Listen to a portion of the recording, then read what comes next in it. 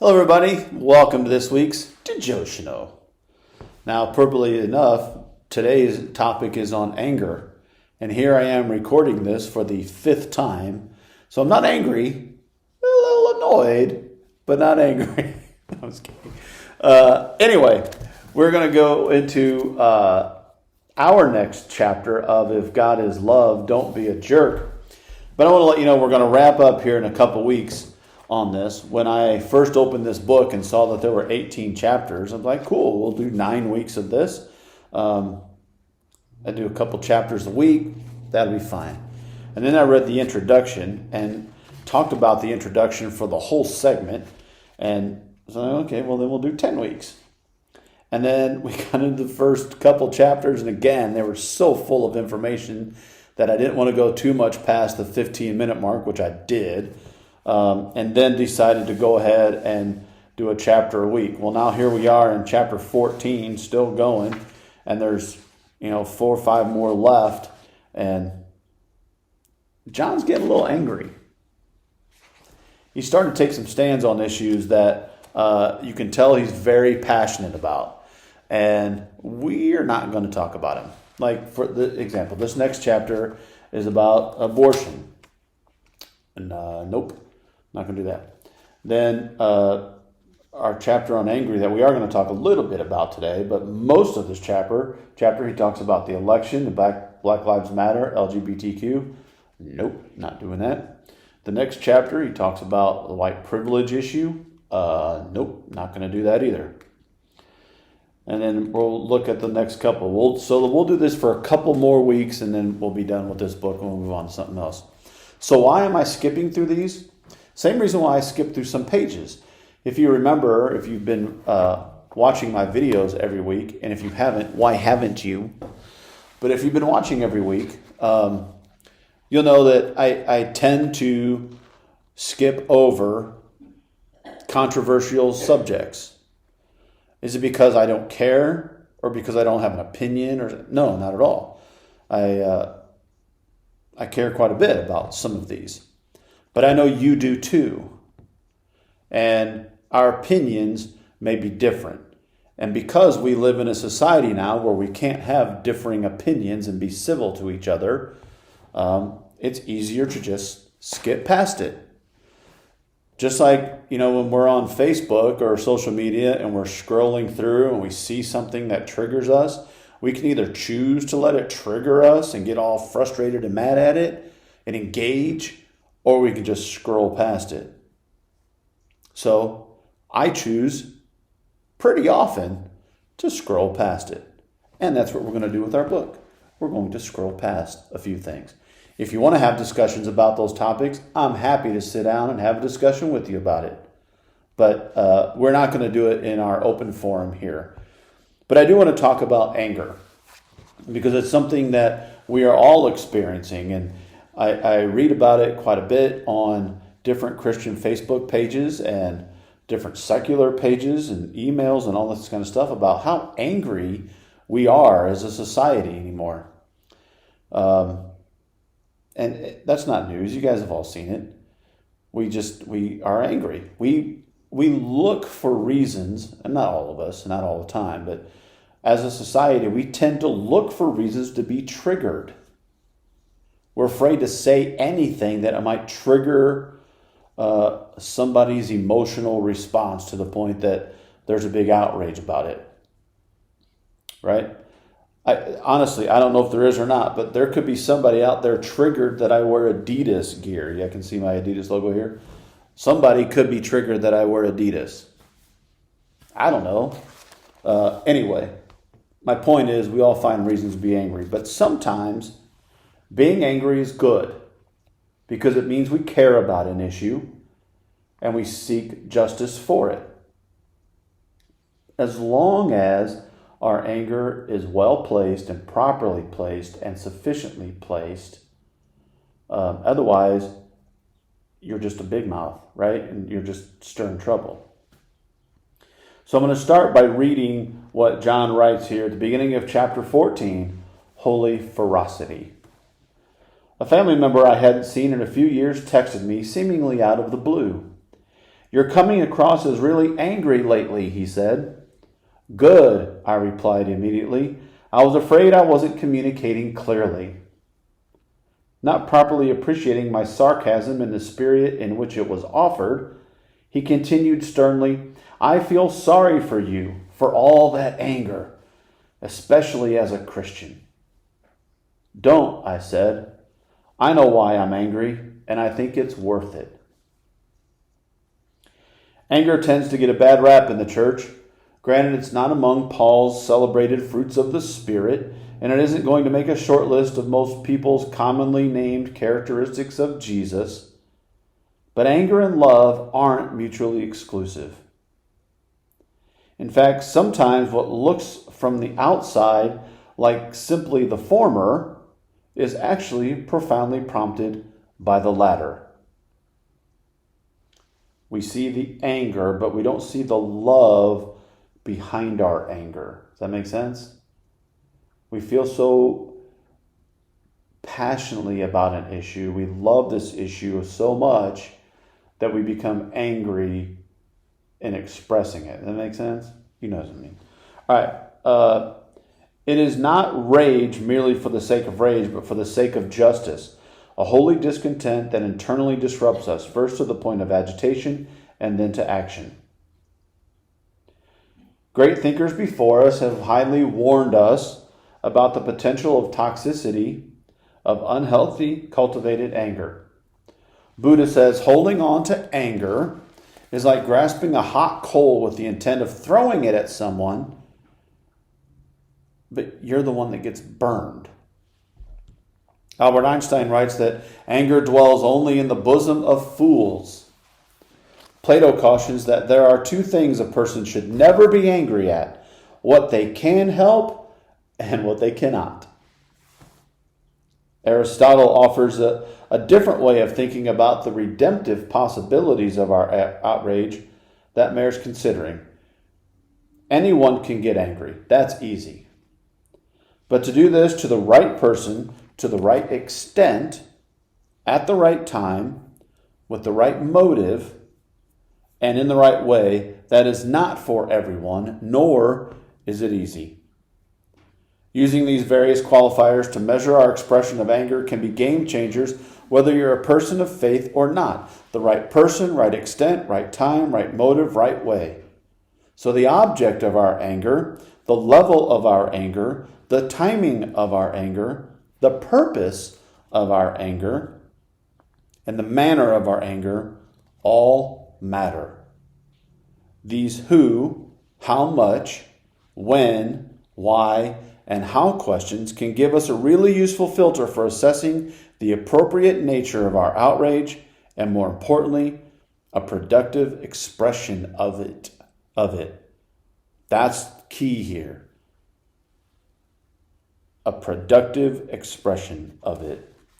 It can be difficult to gauge such things, especially when emotion clouds our minds in the moments that we most need clarity.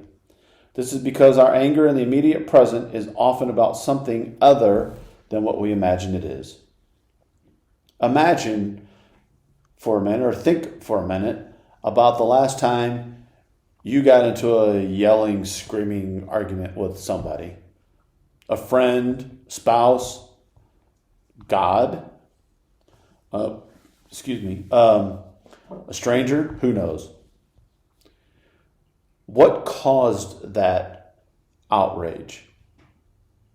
What caused you to yell at each other? What caused you to call names? What caused you to maybe punch a wall or whatever? What caused it? He writes here, the thing under the thing. The idea that when afflictive emotion surface, it's usually not about the present moment and seemingly obvious source. So he gives an example. When someone you live with doesn't put a dirty glass in the dishwasher, you blow a gasket. It probably isn't about the glass. It may be about you feeling disrespected or not listened to, about being frustrated with your inability to keep the house clean, maybe the general disorganization of your family, or even far deeper burdens like financial insecurity, existential angst, unresolved relational conflict, emotional disconnection, profound grief, stuff you've been carrying around for decades. The dirty glass on the countertop isn't the dynamite. It's just the current detonator. How many times have you been set off by something? By a look, by a gesture or something. And that's not what you're mad at. Usually you're mad at something else or somebody else, and that just triggers your anger. You know, in the example he gave about the dirty glass, somebody could really be upset about their family's financial situation, and they just see a dirty glass and it triggers everything. Right? Rooney is barking right now at a squirrel out in the backyard and trying to tear down the back door. Is she really mad? There she goes. Is she really mad at the squirrel? No. But she is worried that the squirrel could cause danger and harm to us. Oh, yeah, so she'll sit out in the rain and sniff around where the squirrel just was. But getting back to our point, oftentimes our anger is displaced. We don't want to talk about the deep issues with it, so we argue about the things on the surface. And as this family member of John's, when he texted him about him being angry, he says, I feel bad for you for being so angry, especially as a Christian, as if it's not okay for Christians to be angry. Well, let me tell you something about that. I looked up here on this website, I just Googled what made Jesus mad. And there are, in this article, 6 examples of when Jesus was mad. The human condition. Humanity exists in a broken state, a fallen world. Kids are starving, people are dying, broken families are the norm, mental health crises abound, war is commonplace, and pain and turmoil exist around every corner. We are not okay. Same thing was going on then. It's most clearly seen in John 11:35, the shortest verse in the Bible. Jesus wept. Jesus was so overcome by the human condition then that he wept. In that moment, he is reacting to the fallen condition of his people. So he feels empathy for his people. But he responds with anger. In John 11:38, Jesus was deeply moved and yelled at Lazarus to come out. Jesus was mad. He wasn't mad at Lazarus. He was mad over the human condition. 2, rules being placed over people. The religious leaders in Jesus' day tended to value adherence to the law over caring for people, which is not what God intended. The rules God established were supposed to help his people stay in right relationships with him and others. The heart of the law was missed in the pursuit of following the law. In other words, they cared more about obeying the rules preciously that they missed what the rules were supposed to lead to. And as the article states, let's be honest, we're no better today. Jesus continually broke the rules that the religious set up.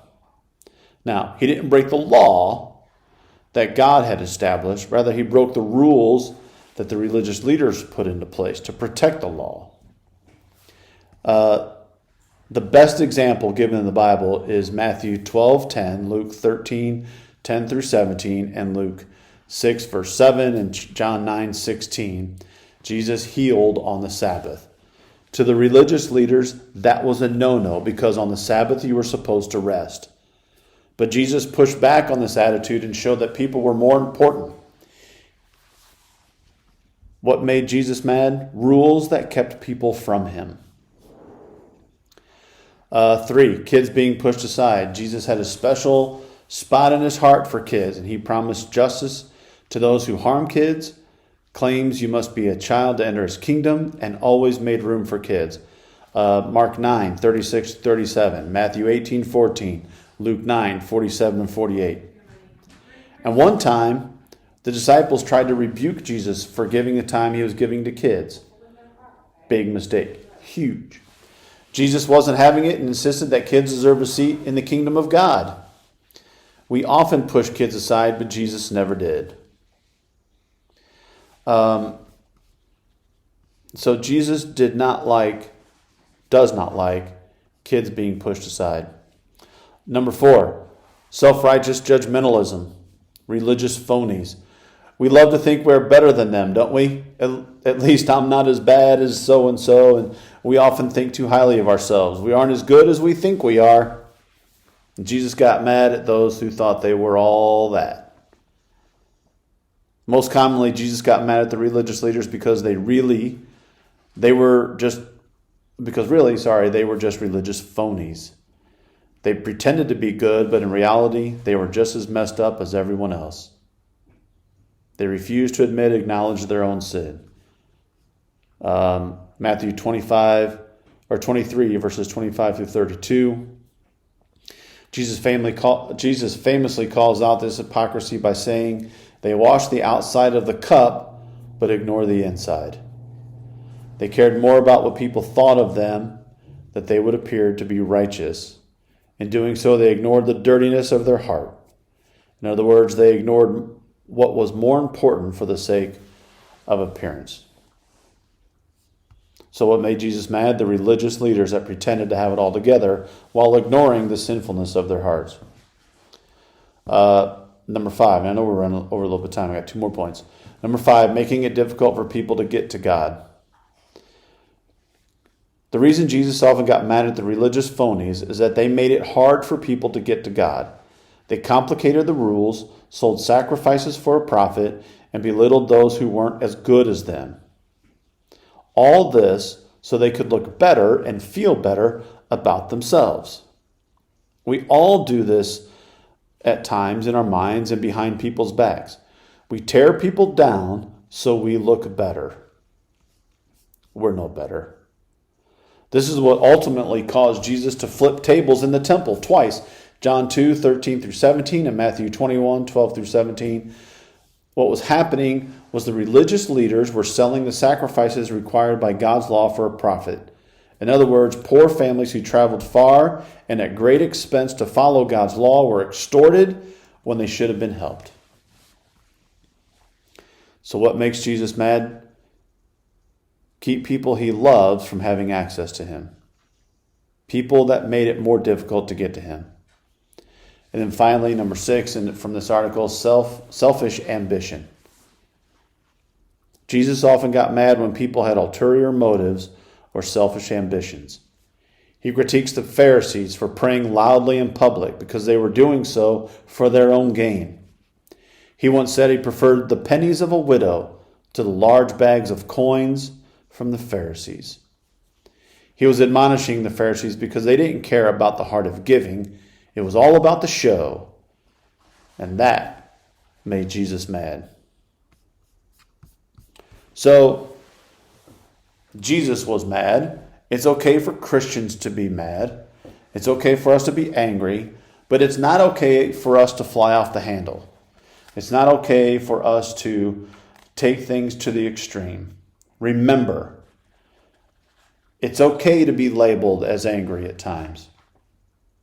Just keep making sure that it's directed at the right person, to the right extent, at the right time, with the right motive, and in the right way. I apologize for going a few minutes late today. That's my De-JOE-tional for today. I will see you all next week. Blessings, Godfrey first.